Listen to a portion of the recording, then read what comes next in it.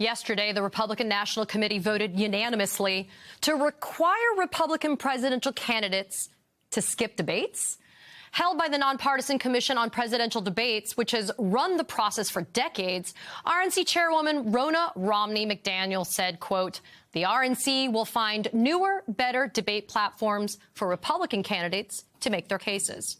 Platforms like Fox News, perhaps, because that's where we found Georgia Republican Senate candidate Herschel Walker. He's been making most of his national appearances on Fox News after skipping his state's first debate ahead of next month's Republican primary. And it was from that safe space on conservative TV that Walker took a shot at writer Elie Mystal, who wrote this piece critical of Walker's candidacy this week. It doesn't matter what they say. I represent the people of Georgia, and I'm not going to do what people tell me to do, and I'm not going to have you to bully me because you can't. But what I would love to do, for you to take the time to come down to Georgia, we sit down and break bread, because I'm about bringing people together, not separating people. What it seems like you are is to separate people because of color. That's not Herschel Walker. Elie Mystal is the justice correspondent for The Nation, whose new article is titled, The Herschel Walker Senate Campaign is an Insult to Black People. He joins me now. Elie, when this came out last night, I tweeted, I'm driving. There was a lot of responses. First question to you is, what are our snacks for that road trip, and who's in control of the mixtape? Don't get me wrong, Katie. I would love to snap into a Slim Jim, hop down I-95, take the throughway down, throw on some.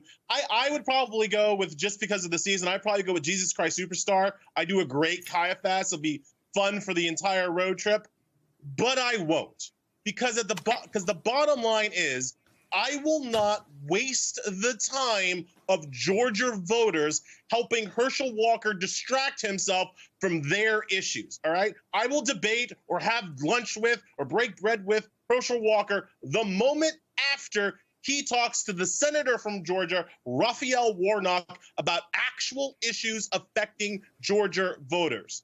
All Walker is trying to do is distract people from the fact that he doesn't have a policy plan, literally cannot articulate an energy policy or a COVID policy or any policy that matters to Georgia voters. And he won't even sit down for his own party's senatorial debate. But sure, he wants to talk to a guy from New York. What are we going to, I mean, look, if he wants to talk about, the efficacy of the screen pass in the face of an all-out blitz, we can have that discussion. But if he wants to talk about being a senator from Georgia, he needs to talk to Georgians, which is what he's afraid of doing. Well, the shotgun formation's a personal favorite of mine. So, Elie, here's the deal, though. You're not just some guy, right? Walker, predictably, there's a reason why he addressed what you said and what you wrote about. He did not respond, though, to the merits of your argument. Bottom line, what is your case against Herschel Walker? So, again, it's a misunderstanding that he has, and I think that a lot of Republicans have, as if liking somebody is an important qualification for their political career. Mm-hmm. It's not. I don't need to sit down and have dinner with him because I don't care if he's a nice guy, right? My article about him wasn't even really about him. It was about his Republican handlers.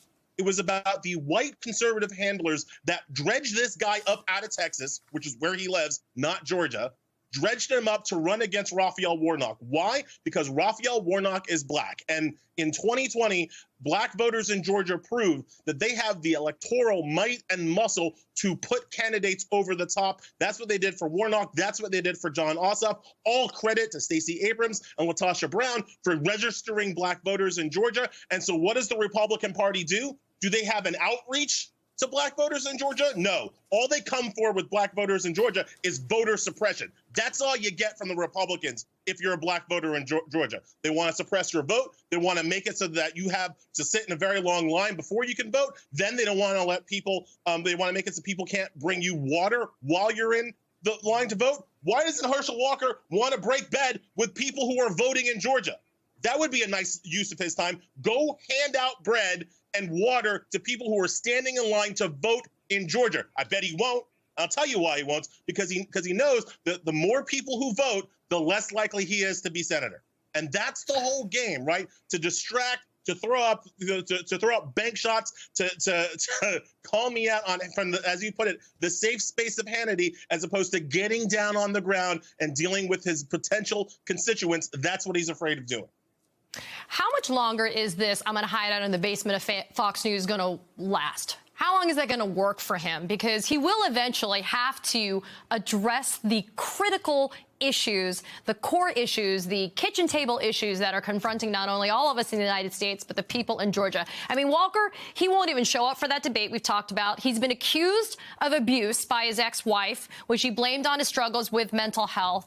He has basically said, I don't have to do this until I actually get the primary win. But you and I both know he's never going to stand a chance against the brilliance of somebody like Raphael Warnock. So is this just a throwaway for the GOP at this point?